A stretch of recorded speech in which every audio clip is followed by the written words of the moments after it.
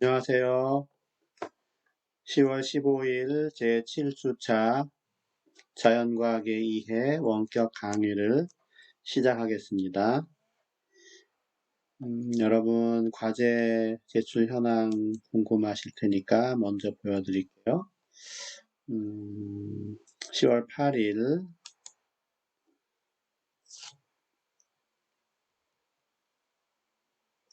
이렇게 되겠습니다. 혹시 냈는데 체크가 안 되어 있으면 메일로 문의를 하시기 바랍니다. 여러분이 과제를 낼 때에 가능하면 첨부 파일로 내는 것이 좋습니다. 그냥 메인 창에 타자를 쳐서 하는 것보다 한글이나 워드나 아니면 PDF나 문서로 저장을 해서 첨부를 해서 내야 이제 여기서 저장하기가 편해요. 직접 본문에 쓰는 것보다는 참고하시기 바랍니다. 지난주 마지막 화면이 이 부분인데 간단하게 설명은 했죠. 프리시전이 정밀하다, 정밀도라는 거와 관련이 있는 정밀도라는 얘기고, accuracy 하면은 정확도다 이렇게 됩니다.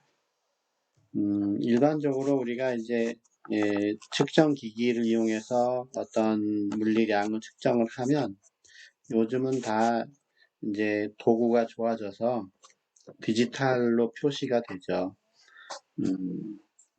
측정하는데 그렇게 어렵지는 않을 겁니다. 물론 이제 사전에 뭐 맞춰야 될 것들은 정확하게 맞춰야 되겠지만, 지난 시간에 저울을 한번 보여준 적이 있을 거예요. 다시 한번 돌이켜보면서 저울이 여러 개가 있는데 이게 서로 안 맞으면 이제 어느 걸 믿어야 할지 이제 걱정이 되지만, 일단 오늘 수업에서는 저울은 정확하다고 가정하고 얘기를 할 겁니다.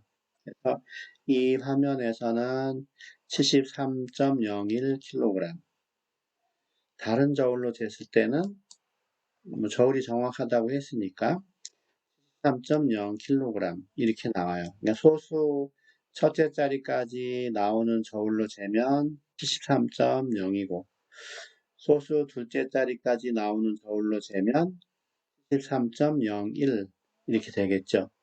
어느 게 더 정밀한 측정이냐, 다 이제 정확히 측정했다고 했을 때에 이제 보면은 소수점 아래 더 많이 표시되는 게 정밀하다 이렇게 얘기할 수가 있어요. 뭐 그 저울을 만든 사람들이 프로그램을 짜기를 표시될 수 있는 범위 내에서 어떤 사람의 몸무게가 존재할 때에 마지막 자리 73.0에 해당하는 이 소수 첫째 자리 이후에 측정되는 것들은 전부 다 반올림해서 표시되게끔 할 겁니다. 그게 이제 상식적이니까요. 그러면 이 경우에는 실제 몸무게가 72.95 이상 73.05 미만이었을 겁니다. 반면에 한 자리 더 나와서 이렇게 나왔다면 같은 사람이지만 이 사람의 몸무게가 존재하는 범위는 73.005 이상 13.015 미만 이렇게 되겠죠. 마치 통계에서 그 평균을 추정하는 모집단의 평균 추정하는 거와 비슷한 아이디어를 이용하면 돼요. 하여튼 마지막 표시된 자리보다 하나 밑에 있는 또는 그 이하에 있는 모든 값들은 반올림해서 처리가 됐다. 요거를 좀 더 시각적으로 보여주고 싶은데, 이 73.0은 좀 이렇게 컴으로 표시하기에 73으로 나오기 때문에 조금 적절하지가 않은 것 같은데, 그래서 약간 좀 숫자를 바꿔서 하나는 첫째 자리까지 나오는 거는 72.5, 소수 둘째 자리까지 나오는 거는 72.52라고 했을 때 그 두 점을 좌표 평면에 표시를 했어요. 이제 B가 소수 첫째 자리까지 표시된 거고 A는 소수 둘째 자리까지 표시가 된 거죠. 이게 뭐 멀리서 보면 이 별 차이가 없죠. 점이 그냥 하나로 어, 보일 수가 있는데 멀리서 본다면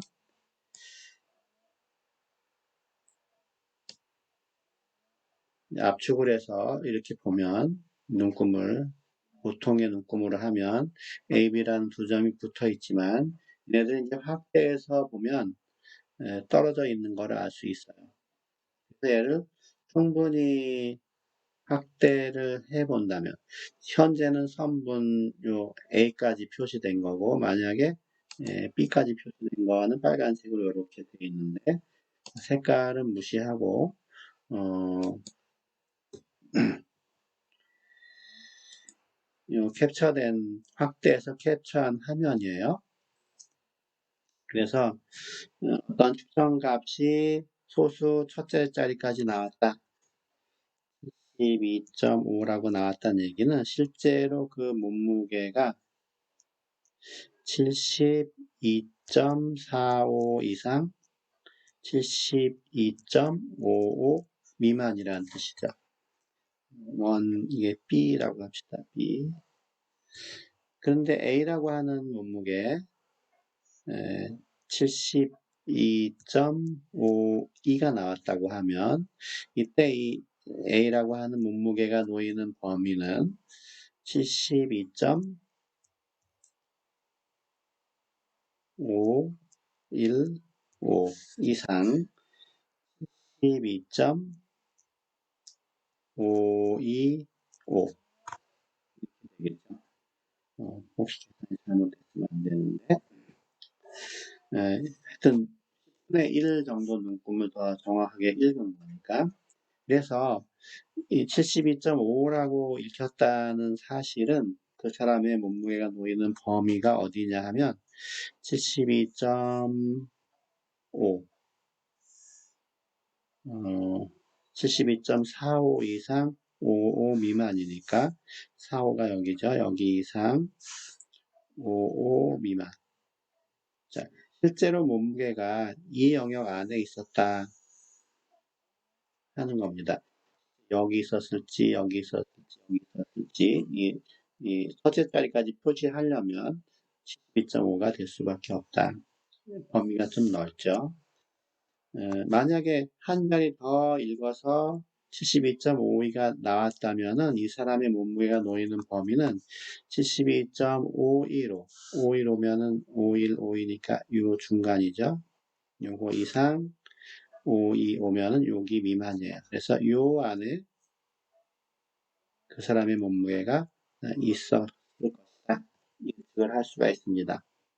그래서 다시 측정을 하더라도 이런 그 저울로 잰 몸무게는 요 근처에서 나올 거예요. 정확하다고 하면. 근데 이런 저울로 측정을 했다면은 이 근처에서 나오겠죠. 넓은 범위 내에서. 지난번에 화살을 쏘는 그 관역 모양을 얘기했는데 정밀하다는 거는 재현성과 관련이 있다고 했어요. 그래서 이렇게 측정한 값은 또 재더라도 요 안에 놓일 것이다 하는 예측이 가능하고 이렇게 측정이 된 경우에는 이 범위 안에 놓일 것이다. 재현성에 있어서 상당히 큰 차이를 가지고 있습니다. 그래서 더 많은 자릿수를 표시한 측정 값이 더 정밀한 측정이 된다. 이렇게 이제 생각을 하면 돼요. 그리고 일반적으로 마지막 자리는 측정되는 도구를 이용해서 측정했을 때는 그 아래에서 반올림했다. 이렇게 생각을 하는 겁니다. 올림이나 버림을 하지 않고. 그래서 어떤 측정을 했다 그러면 마지막 자리는 약간의 오차가 들어있고 그 앞에는 정확하다. 이렇게 생각을 하면 돼요. 여기서도 12.52가 됐다면 2는 약간의 오차가 있고 725까지는 정확하다. 이렇게 이제 일반적으로 간주를 합니다.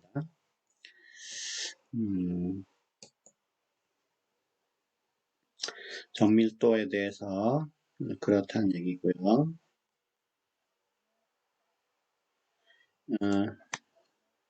그래서 이제 우리가 어떤 그 수치들을 이제 다루게 될 때에 일반적으로 크게 측정값이라고 하는 그 반올림에서 처리된 오차가 포함된 숫자가 있고 그렇지 않고 정확한 숫자들로만 되어 있는 그냥 수가 있어요. 참 정확한 수.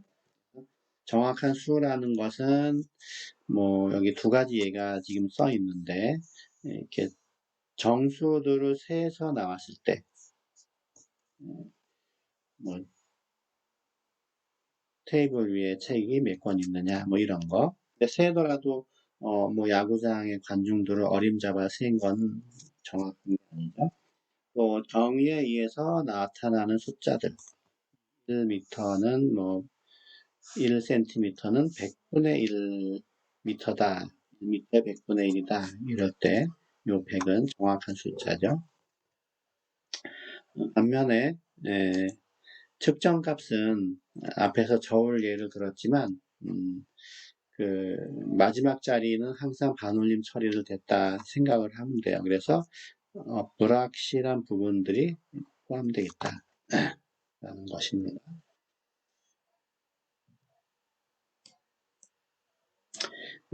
우리는 이제 유효 숫자라고 해서 뭐 효과, 효력이 있다. 그런 의미를 가지고 있는데 유효 숫자를 어떻게 구분하느냐? 아까 말한 대로 저울로 이제 몸무게를 재서 72.5kg이다. 이 마지막 한 자리가 이제 오차가 있는 거죠. 이때 이 마지막 한 자리를 포함해서 측정된 이 값들 725를 유효 숫자라 그래요. 두 번째 측정은 72.52kg이 나왔는데 마지막 요 자리가 이제 오차가 포함됐다고 보는 겁니다.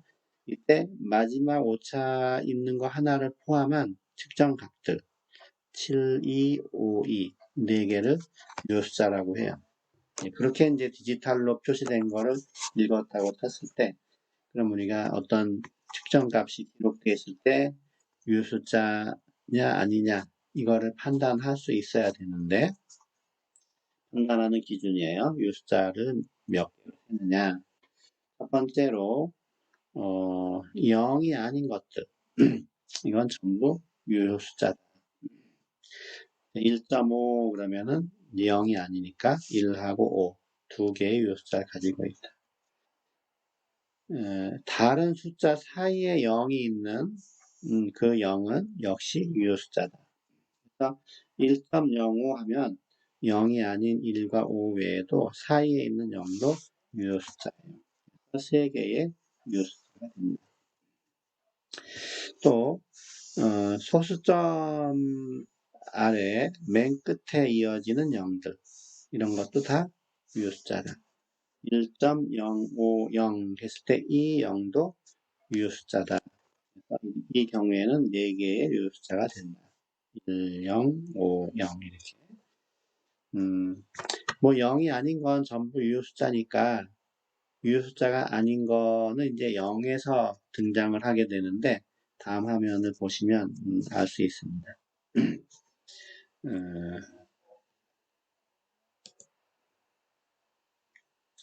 두 가지 형태의 유효 숫자가 아닌 경우가 등장을 하는데 첫 번째는 소수의 경우에 나타나는데 앞에 나타나는 0들은 유효 숫자가 아니다. 0.001050 하면은 앞에 있는 이 0들은 유효 숫자가 아닌 거예요. 유효 숫자는 1050, 4개가 되는 거죠.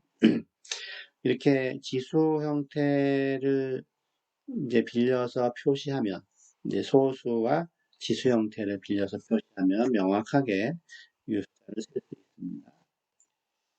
그 다음에 이건 이제 앞에 나타나는 거죠. 수점으로 표시된 앞에. 그 다음에 큰 정수들의 경우에 뒤에 나타나는 0들, 뒤에 나타나는 0들 역시 유효 숫자가 아닌 걸로 간주합니다. 그래서 150 이렇게 얘기를 하면 1의 자리에서 반올림한 걸로 일반적으로 생각을 해요. 그래서 이때는 1, 5, 두 개의 유효 숫자가 된다. 명확하게 표시하려면 이렇게 할 수 있겠죠. 만약에 1, 5, 0이 0도 측정을 해서 소수점 아래에서 측정해서 나온 반올림한 결과다. 그러면은 1, 5, 0 3개의 유효 숫자가 되는데 이럴 때 역시 소수와 지수의 형태를 이용하면 명확하게 됩니다. 아니면 뭐 좀 1, 5, 0 하고 끝에 점을 찍는 방법도 있긴 있어요. 일반적으로는 잘 쓰지는 않지만 이 부분만 여러분이 이제 확실하게 구분을 하면 별로 그렇게 어렵지는 않은데 뭐 예를 들어서 아까 몸무게가 72.5 kg이 나왔는데 어디에 이제 보고서를 제출을 해야 되는데 유효 숫자 이거 3개죠. 얘를 g으로 표기를 해야 되는 상황이 발생하면 얼마인가요? 이거는 72500 g이죠. 이때 이 0은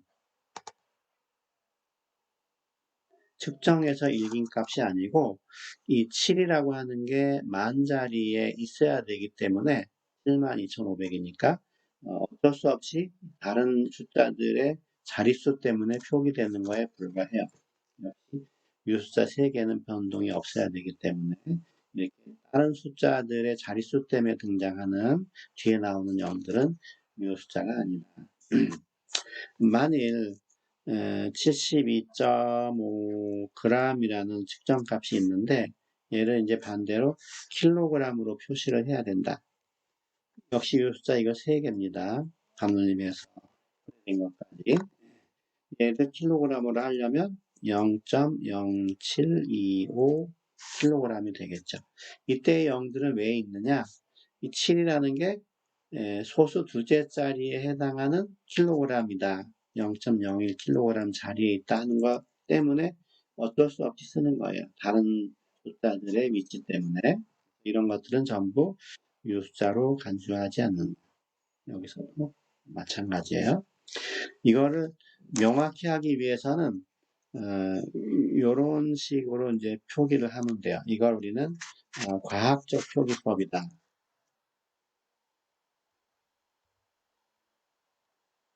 과학적 표기법이다. 이렇게 얘기를 합니다. 표기법. 어떤 숫자를 a 곱하기 10의 n제곱 꼴로 표시를 하는데 이때 a는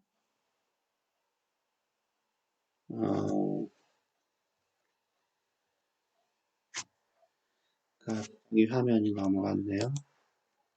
a는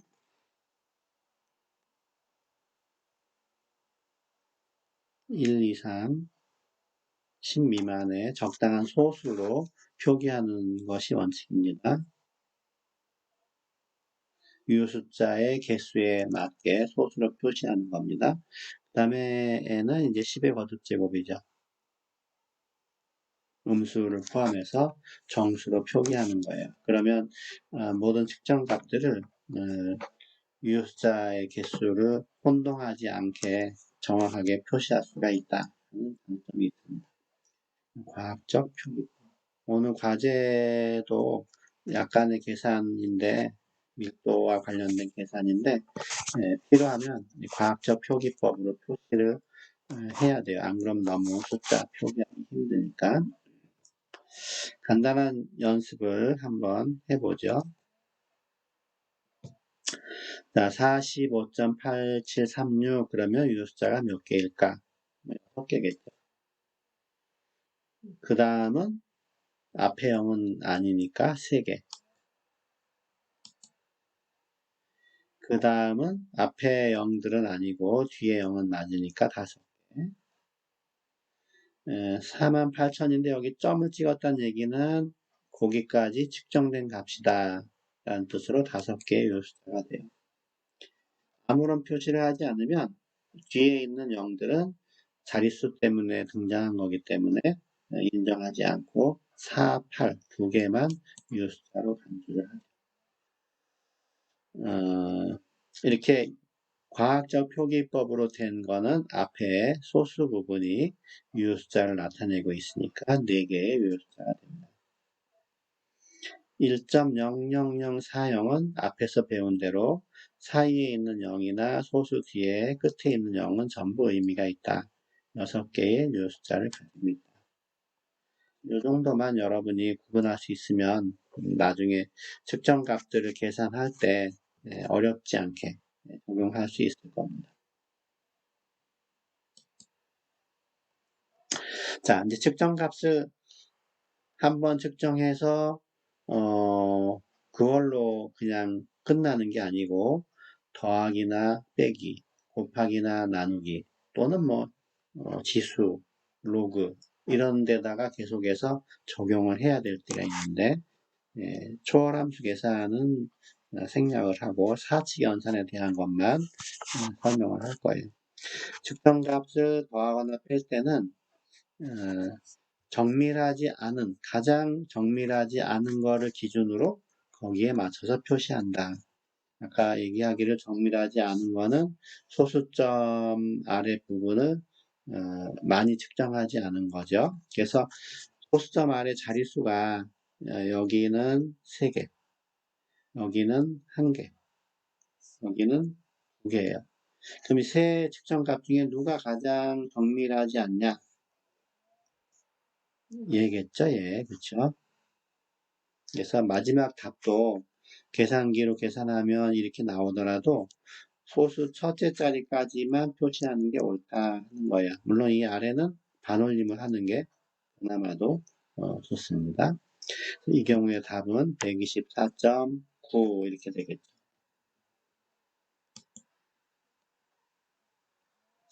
마찬가지로 뭐 빼기가 등장한다 그러면은 뭐 정밀한 정도를 나타내는 소수점 아래 자릿수가 3개, 여기도 3개, 여기 2개 이렇게 있으면은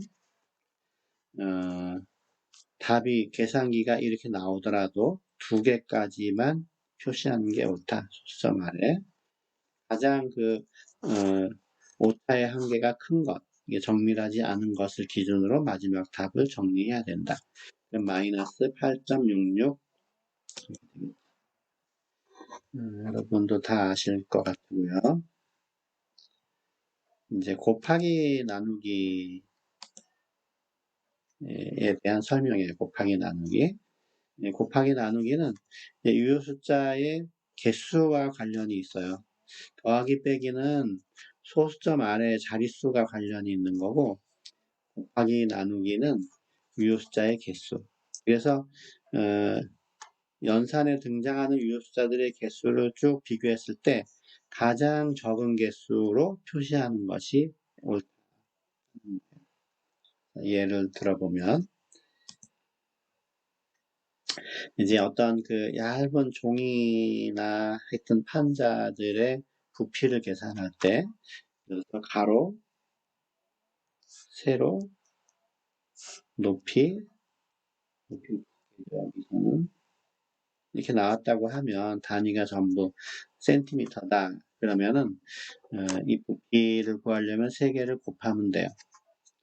근데 측정하는 도구가 조금씩 이제 달라서 얘는 소수 둘째 자리까지 재고 세로는 셋째 자리까지 재고 역시 두께를 둘째 자리까지 쟀다. 이때 이 소수점 안의 개수가 중요한 게 아니고 이때는 유효숫자의 개수가 중요하다 그랬어요. 앞에서 유효숫자 개수 연습을 했죠. 이 경우에는 3개, 이 경우에는 5개, 이 경우에는 2개예요. 2개, 1, 0. 마지막에 답도 유효숫자는 몇 개를 표시하느냐? 2개로 표시하는 거죠. 45 이렇게 되겠죠. 얼른 그 곱하기나 나누기가 등장할 때는 소수점 아래 자릿수가 중요한 게 아니고 전체적으로 유효숫자가 3개, 5개, 2개 요 개수를 파악하는 게 중요하고 마지막에 답도 2개까지만 적어서 당연히 답은 45 그러니까 센티미터라고 했다면 45 세제곱 센티미터 안 써 있으니까 지금 무시해도 좋고요. 나누기도 마찬가지입니다. 나누기 이제 밀도 같은 거 계산할 때 우리가 나누기를 하잖아요. 그래서 어떤 물체의 질량을 측정했더니 5.892g이 나왔다. 부피를 측정했더니 6.10 세제곱 센티미터가 나왔다. 그러면 밀도라는 거는 부피분의 질량이니까 당연히 6.10분의 5.892 하면 될 텐데 계산기로 이제 계산을 하면 0.96590이라고 계속 한 10자리 정도 보통 계산기가 나오니까 이렇게 나와요. 그럼 얘를 전부 다 그대로 받아 적어서 마지막에 단위를 이렇게 적는 것이 옳으냐? 이건 그렇지 않다는 거예요. 그냥 제3자가 봤을 때 만약에 이렇게 적혀 있는 밀도 값이 있다. 그러면 이거는 요 아랫자리에서 반올림을 해서 나온 거구나. 요게 이제 불확실한 한 자리라고 생각을 할 거예요.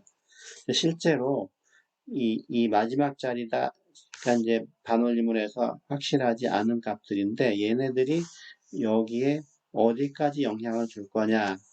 만약에 여기에 영향을 준다 그러면 이건 의미가 없는 거죠. 그런 걸 고려해야 되는데 일일이 추적하기가 힘드니까 그냥 통계적으로 평균적으로 이렇게 처리하는 것이 그나마도 낫다 하는 거예요. 그래서 유효숫자가 여기는 4개 클릭합니다. 부피는 3개. 그러면 마지막에 답도 얘를 다 적는 게 아니라 3개까지만 적는 것이 옳다. 그래서 0.966 이렇게 적는 거죠.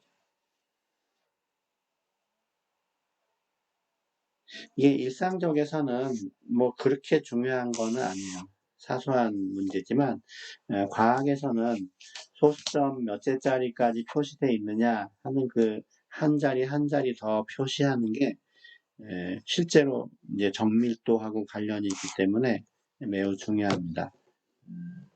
그래서 이제 계산 문제가 등장했을 때 측정값 또는 근사값들이 나오게 되면 꼭 더하기 빼기는 오차의 한계 정밀도가 적은 것을 기준으로 곱하기 나누기는 유효 숫자의 개수가 적은 것을 기준으로 반드시 정리를 해야 된다. 그렇게 하지 않고 이렇게 다 적는 거는 뭐 이건 심하게 말하면은 과장된 보고예요. 이렇게 정밀하게 측정하지 않았는데 정밀한 것처럼 적는 거니까 약간 속이는 거죠. 그런 일이 있으면 안 되겠죠. 그 다음에 또 중요한 거 오늘 배우는 것 중에 가장 중요한 게 이제 단위의 환산인데 우리가 이제 단위를 기본 단위를 배우고 유도 단위를 배웠는데 단위를 사용하는 그 단위의 종류가 뭐 지역마다 또는 국가마다 다르게 되면 서로 이제 소통을 할 때, 물론 통일하는 게 우선이지만 통일이 안 됐을 경우에 이쪽에서 측정된 값이 저쪽의 단위로 얼마인지 이거를 바꿀 줄 알아야 되잖아요. 그래서 간단한 건 뭐 비례식으로 쉽게 되지만 조금 복잡해지면 좀 이렇게 암산이 잘 안 되니까 체계적으로 해야 될 필요가 있어요. 그래서 오늘은 환산인자라는 걸 이용해서 단위를 바꾸는 연습을 할 겁니다. 단위를 이제 여기서의 이제 그 바꾸는 때는 42인치라고 하는 것이 몇 센티미터냐? 예전에 그 얇은 TV가 나올 때 처음 나올 때는 40인치 가장 큰 거였기 때문에 그때 했는데 요즘은 뭐 보통 집에서도 50인치대나 60인치, 65인치 TV를 가지고 있는 사람들도 많고 결혼할 때 이제 TV를 사는 경우에 보면은 보통 5, 60인치 그렇습니다. 그래서 이 40인치를 센티미터로 하면 얼마냐? 물론 관계식은 알려줘야 되겠죠. 1인치는 2.54 센티미터. 이제 환산표라고 하는데 여러분은 비례식에 익숙하기 때문에 1인치는 1인치 대 42cm는 x 42인치 대 cm 이렇게 이제 간단하게 세우죠. 그럼 x를 구하려면 어디야? 1인치 대 2.54 1인치 대 2.54cm는 42인치 대 x cm 를 구하고 싶으면은 2.54하고 41을 곱하면 돼요. 그렇죠?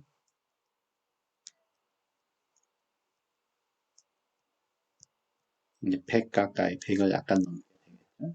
미우 숫자 고려해서 다 붙이면 됩니다. 근데 이제 체계적으로 하려면 이제 밀도 같은 거 하려면 이렇게 암산으로 안 되니까 일단 환산표가 이렇게 주어져 있다고 하면 그걸 등식으로 정리를 해요. 1인치는 2.54 이게 등식이니까 양변을 똑같이 나눠도 등호는 변함없이 유지된다. 성질을 이용해서 한 번은 왼쪽의 항으로 단위까지 이렇게 나눠요. 그러면 좌변은 상수가 되겠죠. 단위도 없어지니까 그냥 1이 돼요. 1. 좌변은 1이 되고 우변은 아까 등식에 해당하는 그 좌변이 아래로 통째로 내려가서 이런 분수값이 나옵니다. 만약에 우변 2.54cm로 나눠줬으면 우변이 이제 상수 1이 되고 좌변이 이렇게 되겠죠. 이때 이 두 개의 이 분수 표현 요거를 우리는 환산인자라 그래요. 환산인자. 하나 서로 이제 역수 관계죠. 숫자도 역수가 되고 단위도 뒤집어져 있고. 그래서 42인치를 센티로 바꾸고 싶으면 어떤 값에 상수 1을 곱하는 건 변화 없이 그 값이 유지되는 거니까 언제든지 곱해도 변함은 없다. 근데 그 상수를 곱하는 대신에 환산인자 둘 중에 하나를 대신 곱한다 하는 거예요. 그러면은 이번에는 우리가 이제 결국은 센티미터로 표시되기를 원하는 거니까 요 인치가 사라지기 위해서는 두 개를 생각해 봤을 때 누구를 곱해야 되느냐? 당연히 오른쪽에 있는 걸 곱해야 되겠죠. 그래서 1인치분의 2.54cm 얘를 곱하면 자연스럽게 여기서 계산된 값하고 크기는 똑같고 단위는 약분이 되면서 센티미터로 표시가 돼. 106.68 센티미터. 만일 이것이 이제 제품에서 공장에서 만들 때에 이것도 완벽한 42인치가 아니라 반올림을 했다. 물론 42보다 42.0이 맞을 텐데 반올림을 했다 그러면은 두 개의 유수자를 가지고 있어서 답을 두 개까지 110 이렇게 되겠죠. 이건 약간 차이가 많이 난다는 얘기는 여기를 좀 더 자릿수를 줘야 되는데 안 줘서 그렇게 된 거예요. 어쨌건 현재 주어진 상황으로만 본다면은 110 센티미터 이렇게 표시하는 것이 맞다.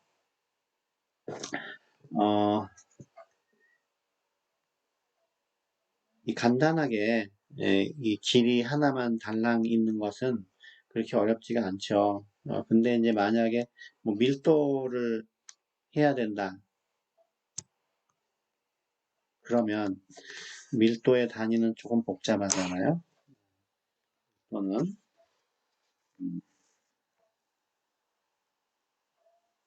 뭘로 표시를 하면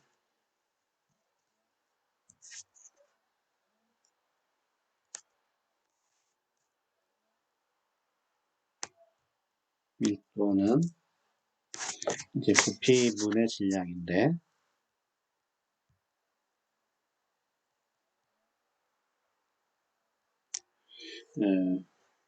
그러니까 밀도의 단위가 여러 개가 있겠지만 그램 퍼 세제곱 센티미터가 있고 킬로그램 퍼 미터 세제곱 표준 단위는 이제 얘입니다. 뭐 미국이다 그러면은 이제 파운드를 LB라고 쓰는데 파운드 퍼 피트 세제곱 피트 뭐 이런 것들이 이제 밀도의 단위예요. 속력도 마찬가지죠. 속력이나 속도. 우리는 속도를 보통 야구 중계를 보면은 뭐 킬로미터 퍼 초 이렇게 돼요. 근데 이제 메이저 리그를 보면은 킬로미터 퍼 초보다는 시속이 많이 나오죠. 마일 퍼 아워 이런 식으로 100마일 그러면 160km 이렇게만 나오니까 얘들을 적절하게 변형을 해야 되는데 만약에 어떤 그 물체의 질량이 파운드 퍼 피트로 돼 있다.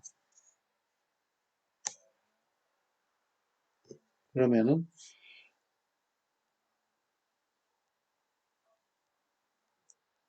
세제곱 피트로 돼 있다.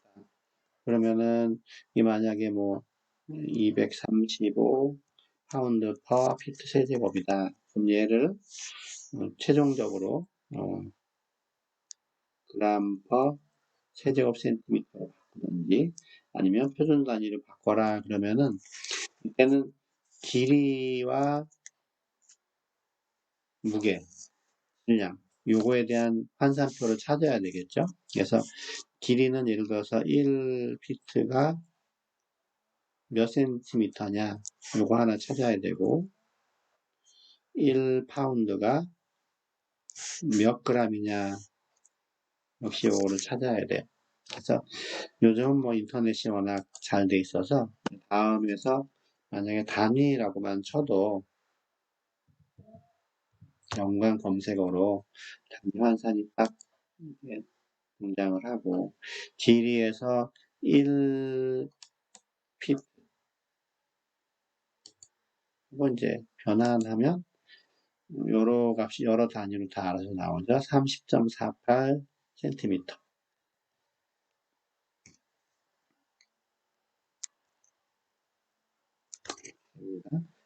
역시 파운드도 보면은 이번에는 무게를 선택해서 1파운드는 하고 지금 알아서 돼 있는데 그램으로 하면 453 59 237 그러면 3.59니까 6, 59 이렇게 이제 찾아서 이제 이게 환산표니까 이걸로 환산 인자를 만드는 거예요. 그러니까 이 둘 중에 하나가 분모, 하나가 분자 이렇게 되는 거죠. 그래서 이 경우에는 첫 번째 환산 인자는 파운드가 사라져야 돼요. 밑에 있는 것 중에 누가 분모겠습니까? 파운드가 분모여야 되겠죠. 그래서 1파운드는 453.59 파운드를 없애기 위한 거예요. 두 번째는 피트가 없어져야 되는데 이 피트가 지금 분모에 있으니까 우리는 이 피트를 분자로 보내야 되겠죠. 여기서는 1 피트는 30.48cm. 근데 이 피트의 세제곱, 부피는 길이의 세제곱이니까 여기서도 각각을 3번 곱해야 돼요. 똑같은 걸 3번 곱한다는 얘기는 세제곱이라는 뜻이니까 3번을 곱했다. 이렇게 이제 생각을 하면 여기 세제곱입니다. 그럼 요 안에 숫자와 단위들도 다 세제곱하는 거예요. 그래야지만 이 파운드가 약분이 돼서 g이 살고 세제곱 피트가 여기 세제곱이 있으니까 약분이 돼서 세제곱 센티미터가 살고 원하는 단위가 나오게.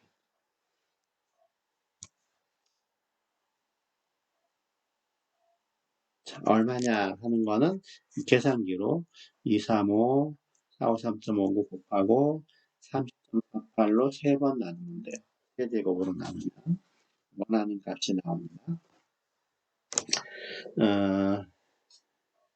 단위 환산이 조금 괜찮은데 한번 연습을 해서 체계적으로 환산 인자를 사용하는 걸 한번 연습해 보면 생각보다 어렵지 않다는 거를 여러분이 알 수 있을 겁니다.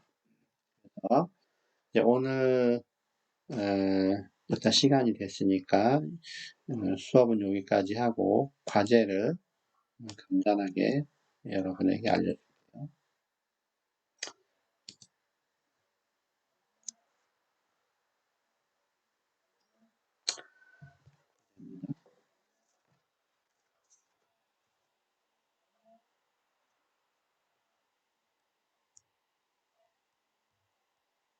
단위 환산하고 관련이 있어요. 지구의 평균 밀도가 이 지구라는 땅덩어리 평균 밀도가 5.52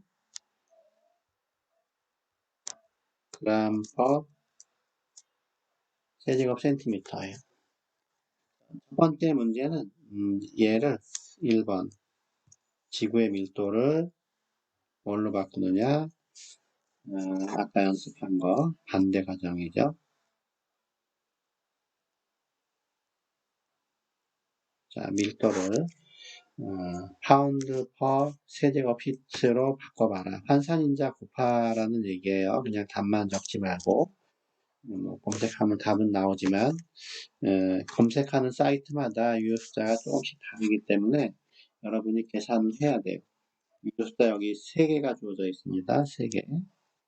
또 3개의 유효 숫자로 적는 거예요. 계산기로 계산을 해도. 두 번째는 지구의 밀도가 이렇게 주어졌으니까 지구의 반지름이 6,379 킬로미터예요. 그러면 이제 부피가 나오겠죠. 얘를 가지고 부피를 구해서 지구의 질량은 얼마냐.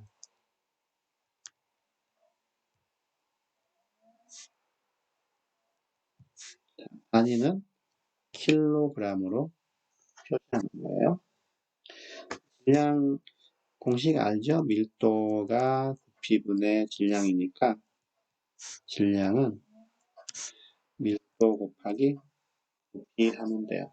밀도와 부피에 등장하는 단위들만 통일을 하면 우리가 원하는 요 질량을 얻을 수 있습니다.